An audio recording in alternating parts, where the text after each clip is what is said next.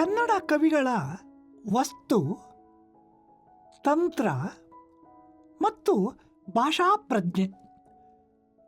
ಕಾವ್ಯಕ್ಕೆ ಏನು ಬೇಕಾದರೂ ವಸ್ತುವಾಗಬಹುದು. ರಮ್ಯವಾದದ್ದು, ಉದಾರವಾದದ್ದು, ಉಗ್ರವಾದದ್ದು, ನೀಚವಾದದ್ದು, ಕವಿಗೆ ಗೋಚರವಾಗುವ ಏನೆಲ್ಲವೂ ತಾರತಮ್ಯವಿಲ್ಲದೆ ಕವಿಯ ಕಾವ್ಯದ ವಸ್ತುವಾಗಬಲ್ಲದು ಎಂದು ಸಂಸ್ಕೃತ ಆಲಂಕಾರಿಕರು ಧಾರಾಳವಾಗಿ ಹೇಳಿದರು.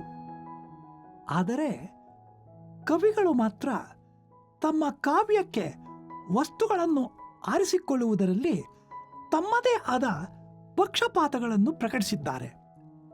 ಕಾವ್ಯಕ್ಕೆ ವಸ್ತುವಾಗಬಲ್ಲ ಯೋಗ್ಯತೆ ಕೆಲವೇ ವಿಷಯಗಳಿಗೆ ಇರುವಂತೆ ನಡೆದುಕೊಂಡಿದ್ದಾರೆ. ಕೇವಲ ಉದಾತ್ತವಾದ, ಗಂಭೀರವಾದ ವಸ್ತುಗಳೇ ಕವಿಯ ಕಾವ್ಯದ ವಿಷಯಗಳಾಗಲು ತಕ್ಕವು ಎಂಬ ಭಾವನೆಯ ಪರಿಣಾಮ ಇದು.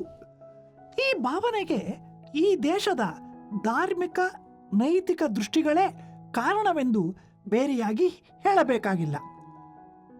ಕಾವ್ಯ ಜನರ ಬದುಕನ್ನು ತಿದ್ದಬೇಕಾದರೆ ಅದು ಉದಾತ್ತ ವ್ಯಕ್ತಿಗಳ ಚರಿತೆಯನ್ನು, ಉದಾತ್ತ ವಿಷಯಗಳನ್ನು ಒಳಗೊಳ್ಳಬೇಕು. ಕಾವ್ಯದಿಂದ ಧರ್ಮ, ಅರ್ಥ, ಕಾಮ, ಮೋಕ್ಷಗಳು ದೊರೆಯಬೇಕು. ಅವರ ದುರಿತವೆಂಬ ಕತ್ತಲೆ ಪರಿಹಾರವಾಗಿ ನಿರ್ಮಲ ದೃಷ್ಟಿ ದೊರೆಕೊಳ್ಳಬೇಕು. ದಯೆ, ಧರ್ಮ, ದಾನ ಇವುಗಳನ್ನು ಮೈಯಾಗಿ ಉಳ್ಳ ಧರ್ಮವೇ ಅವರನ್ನು ಉದ್ಧರಿಸಬಲ್ಲದು. ಕಾವ್ಯಮಂ ಕೇಳ್ದು ಜನ ಬದುಕಬೇಕು ಇತ್ಯಾದಿ ಕಾವ್ಯೋದ್ದೇಶಗಳನ್ನು ಇರಿಸಿಕೊಂಡ ಕನ್ನಡ ಕಾವ್ಯ ಸಹಜವಾಗಿಯೇ ಉದಾತ್ತ ವ್ಯಕ್ತಿಗಳ ಚರಿತೆಯನ್ನು ತನ್ನ ಕಾವ್ಯದ ವಸ್ತುಗಳನ್ನಾಗಿ ಮಾಡಿಕೊಂಡದ್ದು ಆಶ್ಚರ್ಯವಲ್ಲ. ನಾಯಕನ್ ಉದಾತ್ತನಾಗೆ ಕೃತಿ ವಿಶ್ರುತಂ ಅಪ್ಪುದು. ನಾಯಕನು ಉದಾತ್ತನಾದರೆ ಕಾವ್ಯ ವಿಶೇಷವಾಗಿ ಜನರ ಆದರಕ್ಕೆ ಪಾತ್ರವಾಗುತ್ತದೆ. ಕಾಲಾಯಸದಿಂ ನಿರ್ಮಿಸಿದ ಕಂಟಿಕೆ ಕಾಂಚನ ಮಾಲೆಯಂತೂ ಉಪಾದೇಯಂ ಅಕ್ಕುಮೇ. ಕಬ್ಬಿಣದಿಂದ ನಿರ್ಮಿಸಿದ ಕಂಠಿಹಾರ ಚಿನ್ನದ ಹಾರದಂತೆ ಸ್ವೀಕಾರ ಯೋಗ್ಯವಾಗುತ್ತದೆಯೇ ಎಂಬ ನಾಗಚಂದ್ರನ ಪ್ರಶ್ನೆಯಲ್ಲಿ ಕಾವ್ಯವಸ್ತುವನ್ನು ಕುರಿತು ಕನ್ನಡ ಕವಿಗಳು ತಾಳಿದ ಧೋರಣೆಯನ್ನು ಗುರುತಿಸಬಹುದು. ಕಬ್ಬಿಣದ್ದು ಹಾರವೇ, ಚಿನ್ನದ್ದು ಹಾರವೇ.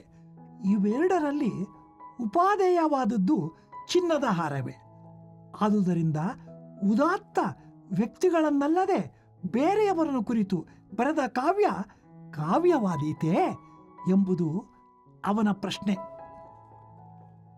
ಕೃತಿ ನೆಗಳ್ದ ಗದಾಯುದ್ಧಂ. ಕೃತಿಗೆ ಈಶ್ವರ ಚಕ್ರವರ್ತಿ ಸಾಹಸ ಭೀಮ ಎಂದು ರನ್ನ ತಾನು ಆರಿಸಿಕೊಂಡ ಕಥಾವಸ್ತುವನ್ನು ಕುರಿತು ಹಿಗ್ಗುತ್ತಾನೆ. ನಾಗಚಂದ್ರ ಮಲ್ಲಿನಾಥ ಪುರಾಣವನ್ನು ಬರೆಯುವಲ್ಲಿ ಕತೆ ಜಿನಚರಿತಮೆ, ಕವಿ ಜಿನಕಥೆಯಂ ಪೇಳ್ದವನೆ ಎಂದು ತನಗೆ ತಾನೇ ಮೆಚ್ಚಿಕೊಂಡಿದ್ದಾನೆ. ಹರಿಹರ ಗಿರಿಜಾ ಕಲ್ಯಾಣವನ್ನು ಬರೆಯುವಾಗ ಬಾಪುರೇ ಕಾವ್ಯನಾಥಂ ಗಿರಿಜಾನಾಥಂ ಎಂದು ಶಿವನನ್ನು ತನ್ನ ಕಾವ್ಯದ ನಾಯಕನನ್ನಾಗಿ ತಾನು ಮಾಡಿಕೊಂಡಿದ್ದಕ್ಕಾಗಿ ತನ್ನ ಬೆನ್ನನ್ನು ತಾನೇ ಚಪ್ಪರಿಸಿಕೊಳ್ಳುತ್ತಾನೆ. ರಾಘವಾಂಕ, ಷಡಕ್ಷರಿಯಂತಹ ವೀರಶೈವ ಕವಿಗಳು ತಮ್ಮ ಕಾವ್ಯದ ನಾಯಕರು ಸಾಕ್ಷಾತ್ ಶಿವನ ಅಂಶಾವತಾರಗಳಾಗಿರುವ ಬಗೆಗೆ ಹೆಮ್ಮೆ ಪಡುತ್ತಾರೆ. ಶಿವನನ್ನು ಹಾಗೂ ಶಿವಭಕ್ತರನ್ನು ಬಿಟ್ಟು ಬೇರೆಯವರನ್ನು ಕುರಿತು ಬರೆಯುವುದು ಕಸವರಮಂ ಕಳೆದು ಕಸವನ್ ಆಂತವೋನ್ ಅಕ್ಕುಂ. ಚಿನ್ನವನ್ನು ಬಿಸುಟು ಕಸವನ್ನು ಹಿಡಿದಂತೆ ಎನ್ನುತ್ತಾನೆ ಷಡಕ್ಷರಿ. ತಾವು ಬರೆಯುವ ಕೃತಿ ಸತ್ತವರ ಕಥೆಯಲ್ಲ, ಜನನದ ಕುತ್ತದಲ್ಲಿ ಕುದಿದು ಕರ್ಮದ ಕತ್ತಲೆಗೆ ಸಿಲುಕುವವರ ಕಥನವಲ್ಲ ಎಂದು ಈ ಕವಿಗಳು ಸಮಾಧಾನ ಪಟ್ಟುಕೊಂಡಿದ್ದಾರೆ. ವೈಷ್ಣವ ಪಂಥದ ನಾರಣಪ್ಪನಂತಹ ಕವಿಗಳು ಪುಣ್ಯಮಿದು ಕೃಷ್ಣ ಚರಿತಾಮೃತಂ ಎಂದು ರೋಮಾಂಚನಗೊಂಡಿದ್ದಾರೆ.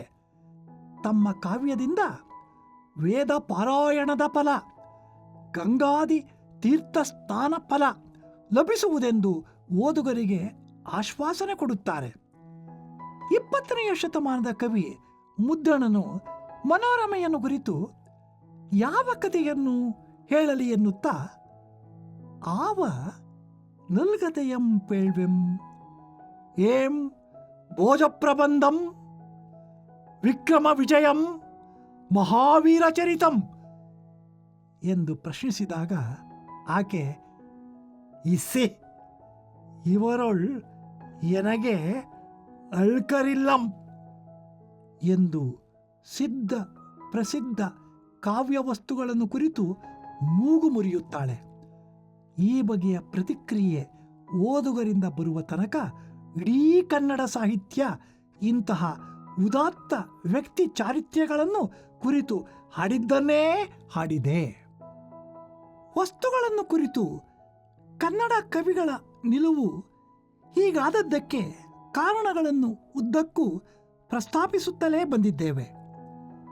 ಧರ್ಮತತ್ವ, ನೀತಿ ಪ್ರಧಾನವಾದ ದೃಷ್ಟಿ, ರಾಜಾಸ್ಥಾನಗಳು ಮತ್ತು ಪಂಡಿತ ಮಂಡಲಿಗಳು, ಕೇವಲ ಧರ್ಮಶ್ರದ್ಧೆಯ ಸಹೃದಯರು, ಇದೆಲ್ಲವೂ ಹೇಗೆ ಕಾರಣವಾಯಿತು ಎಂಬುದನ್ನು ಆಗಲೇ ಸೂಚಿಸಲಾಗಿದೆ. ಇದಕ್ಕಿಂತ ಮಿಗಿಲಾಗಿ ಉದಾತ್ತವಾದ ವಸ್ತುಗಳಿಂದಲೇ ಕಾವ್ಯವು ಉದಾತ್ತವಾಗುತ್ತದೆ ಎಂಬ ತಪ್ಪು ತಿಳುವಳಿಕೆ ಕವಿಗಳಿಗೆ ಇದ್ದದ್ದು ಒಂದು ಮುಖ್ಯವಾದ ಕಾರಣ ಎಂಬುದನ್ನು ಇಲ್ಲಿ ಎತ್ತಿ ಹೇಳಬೇಕಾಗಿದೆ. ವಸ್ತು ಯಾವುದೇ ಆಗಿರಲಿ, ಕವಿ ಪ್ರತಿಭೆ ಅದರಿಂದ ಎಂತಹ ಕೃತಿಯನ್ನು ನಿರ್ಮಿಸಿದೆ ಎನ್ನುವುದು ಮುಖ್ಯ. ಹಾಗೆ ನೋಡಿದರೆ ವಸ್ತು ಏನೂ ಅಲ್ಲ ಎಂದು ಅರ್ಥವಲ್ಲ. ವಸ್ತುವಿನಿಂದಲೇ ಕಾವ್ಯದ ಮಹತ್ತು ಸಿದ್ಧವಾಗುತ್ತದೆ ಎಂಬ ತಿಳುವಳಿಕೆ ತಪ್ಪು ಎನ್ನುವುದು ಈ ಮಾತಿನ ಅರ್ಥ. ಒಂದು ವೇಳೆ ಆಧುನಿಕ ಕವಿಗಳಂತೆ ಹಿಂದಿನ ಕವಿಗಳು ಕಾವ್ಯಕ್ಕೆ ಏನು ಬೇಕಾದರೂ ವಸ್ತುವಾಗಬಹುದು ಎಂಬ ಧೈರ್ಯದಿಂದ ನಡೆದುಕೊಂಡಿದ್ದರೆ ಕನ್ನಡ ಸಾಹಿತ್ಯ ಎಷ್ಟು ವೈವಿಧ್ಯತೆಯನ್ನು ಪಡೆಯಬಹುದಾಗಿತ್ತು ಅನಿಸುತ್ತದೆ. ಆದರೆ ಕವಿಗಳು ಅನೇಕ ಕಟ್ಟುಪಾಡುಗಳಿಗೆ ಬದ್ಧರಾಗಿ ಕಾವ್ಯಕ್ಕೆ ವಸ್ತುವಾಗಬಹುದಾದ ವಿಷಯಗಳು ಕೆಲವೇ ಕೆಲವು ಎಂಬಂತೆ ಶತಮಾನಗಳ ಕಾಲ ನಡೆದುಕೊಂಡರು. ಮಾವಲ್ಲದೆ ಕೌಂಗಲ್ಲದೆ ಗಿಡ ಮರಂಗಳ್ ಎಂಬುವು ಇಲ್ಲ ಆ ನಾಡೊಳ್ ಅಂಡಯ್ಯ ಕಬ್ಬಿಯರ ಕಾವ್ಯದಲ್ಲಿ ಹೇಳಿದ್ದಾನೆ. ಪರಭೃತ ಭೃಂಗ ಕೀರ ಕಳ ಹಂಸಗಳಲ್ಲದೆ ಕಾಕ ಗೂಕ ಭೀಕರ ಕಗಮಿಲ್ಲ ನೇಮಿನಾಥ ಪುರಾಣದಲ್ಲಿದೆ. ಈ ಮಾತುಗಳನ್ನು ಹೇಳುತ್ತಾ ಮರಗಳಲ್ಲೂ ಕೆಲವೇ ಕೆಲವು ಮರಗಳು, ಪಕ್ಷಿಗಳಲ್ಲೂ ಕೆಲವೇ ಪಕ್ಷಿಗಳು ಕಾವ್ಯದಲ್ಲಿ ವರ್ಣಿಸಲು ತಕ್ಕವು ಎಂಬಂತೆ ಭಾವಿಸಿದ್ದನ್ನು ನೋಡಿದರೆ ಇದೂ ಒಂದು ರೀತಿಯ ವರ್ಣ ಪ್ರತಿಷ್ಠೆಯ ಧೋರಣೆ ಎನ್ನದೆ ಬೇರೆ ದಾರಿಯಿಲ್ಲ. ಕನ್ನಡ ಸಾಹಿತ್ಯ ಯಾವ ಯಾವ ಪ್ರೇರಣೆಗಳಿಂದ ರೂಪುಗೊಂಡಿದೆ ಎಂಬುದನ್ನು ಆಗಲೇ ಹಿಂದೆಯೇ ಪ್ರಸ್ತಾಪಿಸಲಾಗಿದೆ. ಸಿದ್ಧ ಪ್ರಸಿದ್ಧವಾದ ರಾಮಾಯಣ, ಮಹಾಭಾರತಾದಿ ಸಂಸ್ಕೃತ ಸಾಹಿತ್ಯ ಹಾಗೂ ಈ ನಾಡಿನ ಪ್ರಮುಖ ಧರ್ಮಗಳ ಪ್ರೇರಣೆಯಿಂದ ರೂಪುಗೊಂಡ ಕನ್ನಡ ಸಾಹಿತ್ಯದ ವಸ್ತುಗಳನ್ನು ನಿರ್ದಿಷ್ಟವಾದ ಗುಂಪುಗಳನ್ನಾಗಿ ವಿಂಗಡಿಸಿ ಪಟ್ಟಿ ಹಾಕುವುದು ಕಷ್ಟ. ಧರ್ಮ, ತತ್ವ, ನೀತಿ ಪ್ರಧಾನವಾದ ಈ ಪರಂಪರೆಯಲ್ಲಿ ವಸ್ತು ವೀರವೇ ಆಗಿರಲಿ, ಶೃಂಗಾರವೇ ಆಗಿರಲಿ, ಚಾರಿತ್ರಿಕವೇ ಆಗಿರಲಿ, ಅವುಗಳಲ್ಲಿ ಇದು ಅಪ್ಪಟ ವೀರಕಾವ್ಯ ಇದು ಅಪ್ಪಟ ಶೃಂಗಾರ ಕಾವ್ಯ ಎಂದು ಹೇಳುವುದೂ ಸಾಧ್ಯವಿಲ್ಲ. ಧರ್ಮ ಹಾಗೂ ಕಾವ್ಯ ಧರ್ಮಗಳ ಬೆಸುಗೆಯಿಂದ ಮೂಡಿದ ಈ ಸಾಹಿತ್ಯದಲ್ಲಿ ಇದು ಕಾವ್ಯ, ಇದು ಧರ್ಮ ಎಂದು ಬೆರಳಿರಿಸಿ ತೋರಿಸುವುದು ಪ್ರಯಾಸ. ಆದುದರಿಂದ ಆ ವಸ್ತುಗಳನ್ನು ವಿಂಗಡಿಸಿ ತೋರಿಸುವ ಪ್ರಯತ್ನ ತೀರಾ ನಿರ್ದುಷ್ಟವಾಗಿರುವುದು ಸಾಧ್ಯವಿಲ್ಲ. ರಾಮಾಯಣ ಮಹಾಭಾರತಾದಿಗಳನ್ನು ವಸ್ತುವನ್ನಾಗಿಸಿಕೊಂಡ ಕಾವ್ಯಗಳನ್ನು ಮೊದಲು ಗಮನಿಸಬಹುದು. ಈ ಎರಡು ಮಹಾಕಾವ್ಯಗಳು ಭರತಖಂಡದ ಸೃಜನ ಸಾಮರ್ಥ್ಯದ ಪ್ರತೀಕವಾಗಿ ಶತಮಾನಗಳಿಂದ ಎಲ್ಲ ಪ್ರಾದೇಶಿಕ ಭಾಷೆಯ ಹಾಗೂ ವಿವಿಧ ಮತ ಧರ್ಮಗಳ ಕಾವ್ಯಗಳಲ್ಲಿ ಪುನರುಕ್ತವಾಗುತ್ತಾ ಬಂದಿರುವುದು ಆಶ್ಚರ್ಯದ ಸಂಗತಿಯಾಗಿದೆ. ಕನ್ನಡದಲ್ಲಿ ರಾಮಾಯಣವನ್ನು ಕುರಿತು ಕೃತಿ ರಚನೆ ಮಾಡಿದವರು ಜೈನ ಮತ್ತು ವೈದಿಕ ಕವಿಗಳು. ವೀರಶೈವ ಕವಿಗಳಂತೂ ರಾಮಾಯಣವನ್ನು ಮುಟ್ಟಲೇ ಇಲ್ಲ.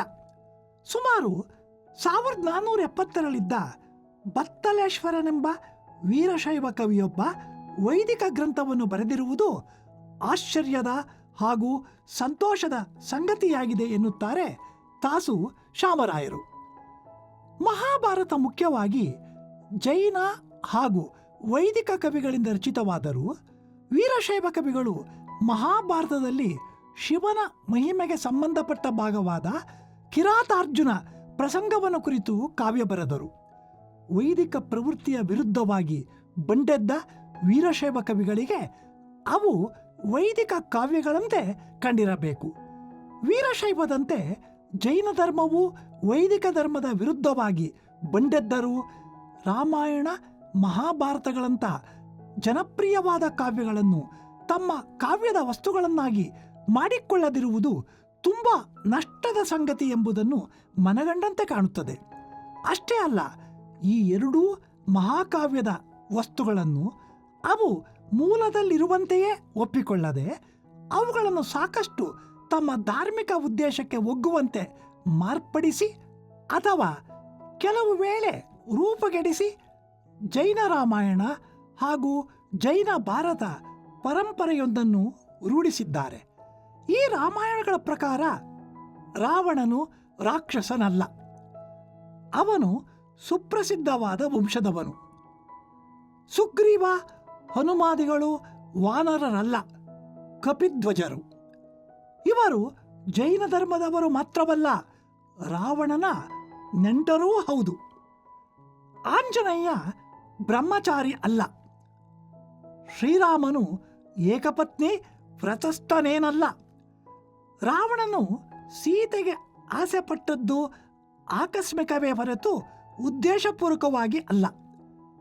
ಕಡೆಗೆ ತಾನು ಮಾಡಿದ ತಪ್ಪಿಗೆ ಪಶ್ಚಾತ್ತಾಪಪಟ್ಟು ಮತ್ತೆ ಸೀತೆಯನ್ನು ರಾಮನಿಗೆ ಒಪ್ಪಿಸಬೇಕೆಂಬ ಮನಪರಿವರ್ತನೆಯಾದ ಸಂದರ್ಭದಲ್ಲಿ ರಣರಂಗದಲ್ಲಿ ಹತನಾದವನು. ರಾವಣನನ್ನು ಕೊಲ್ಲುವುದು ರಾಮನಲ್ಲ, ಲಕ್ಷ್ಮಣ. ಈ ಕೆಲವು ಸಂಗತಿಗಳು ಜೈನ ರಾಮಾಯಣದ ಸ್ವರೂಪವನ್ನು ಸ್ಪಷ್ಟಪಡಿಸುತ್ತವೆ. ಈ ಜೈನ ರಾಮಾಯಣದಲ್ಲಿಯೇ ಎರಡು ಪರಂಪರೆಗಳಿವೆ. ಒಂದು ವಿಮಲಸೂರಿ ಪ್ರಾಕೃತದಲ್ಲಿ ಬರೆದ ಪ ಉಮಚರ್ಯದಿಂದ ಮೊದಲಾದದ್ದು. ಇನ್ನೊಂದು ಗುಣಭದ್ರಾಚಾರ್ಯರು ಸಂಸ್ಕೃತದಲ್ಲಿ ರಚಿಸಿದ ಉತ್ತರ ಪುರಾಣದ ರಾಮಕಥೆಯಿಂದ ಆರಂಭವಾದದ್ದು. ಕನ್ನಡ ಕವಿಗಳಲ್ಲಿ ಈ ಎರಡರ ಪ್ರಭಾವವೂ ಕಾಣಿಸಿಕೊಂಡಿದೆ. ಕನ್ನಡದಲ್ಲಿ ಮೊಟ್ಟ ಮೊದಲಿಗೆ ಚಾಮುಂಡರಾಯ ಪುರಾಣದಲ್ಲಿ ಗುಣಭದ್ರಾಚಾರ್ಯರ ರಾಮಕಥೆ ಕಾಣಿಸಿಕೊಂಡರೆ, ನಾಗಚಂದ್ರನ ಪಂಪ ರಾಮಾಯಣದಲ್ಲಿ ವಿಮಲಸೂರಿಯ ರಾಮಾಯಣದ ಪ್ರಭಾವ ಕಾಣಿಸಿಕೊಂಡಿದೆ. ಜೈನ ರಾಮಾಯಣಗಳು ಇನ್ನೂ ಕೆಲವಿವೆ. ಅವುಗಳಲ್ಲಿ ಮುಖ್ಯವಾದವು ಕುಮುದೇಂದು ರಾಮಾಯಣ, ರಾಮ ವಿಜಯ ಚರಿತೆ, ರಾಮ ಕಥಾವತಾರ. ವೈದಿಕ ಪರಂಪರೆಯ ರಾಮಾಯಣಗಳಲ್ಲಿ ಮೊದಲನೆಯದು ವಿಜಯನಗರದ ಕಾಲದಲ್ಲಿ ರಚಿತವಾದ ಕುಮಾರ ವಾಲ್ಮೀಕಿಯ ತೊರವೆ ರಾಮಾಯಣ. 5000ಕ್ಕೂ ಮೀರಿದ ಭಾಮಿನಿ ಷಟ್ಪದಿಯಲ್ಲಿ ವಾಲ್ಮೀಕಿ ರಾಮಾಯಣವನ್ನು ಈ ಕವಿ ಹೇಳಿದ್ದಾನೆ. ಮತ್ತೆ ರಾಮಾಯಣದಿಂದ ಕಥಾನಕಗಳನ್ನು ಕುರಿತು ಬರೆದವರಲ್ಲಿ ಲಕ್ಷ್ಮೀಶ ಮತ್ತು ಮುದ್ದಣ ಇವರನ್ನು ಹೆಸರಿಸಬಹುದು. ಲಕ್ಷ್ಮೀಶನ ಜೈಮಿನಿ ಭಾರತದಲ್ಲಿ ಬರುವ ರಾಮಾಶ್ವಮೇಧದ ಕತೆ ತುಂಬ ಸೊಗಸಾಗಿದೆ. ಹಾಗೆಯೇ ಮುದ್ದಣನ ರಾಮಾಶ್ವಮೇಧ ಮತ್ತು ಅದ್ಭುತ ರಾಮಾಯಣಗಳು ಹೊಸ ರೀತಿಯವಾಗಿವೆ. ಆಧುನಿಕ ಕಾಲದಲ್ಲಿ DBG ಅವರ ಶ್ರೀರಾಮ ಪರೀಕ್ಷಣಂ, ಕುವೆಂಪು ಅವರ ಶ್ರೀ ರಾಮಾಯಣ ದರ್ಶನಂ ಮತ್ತು ಶ್ರೀನಿವಾಸರ ಶ್ರೀರಾಮ ಪಟ್ಟಾಭಿಷೇಕ ಇವುಗಳನ್ನು ನೋಡಿದರೆ ರಾಮಾಯಣವನ್ನು ಕುರಿತು ಕಾವ್ಯ ರಚನೆ ಮಾಡುವ ಪರಂಪರೆ ಇಂದಿಗೂ ಉಜ್ವಲವಾಗಿರುವುದನ್ನು ಕಾಣಬಹುದು.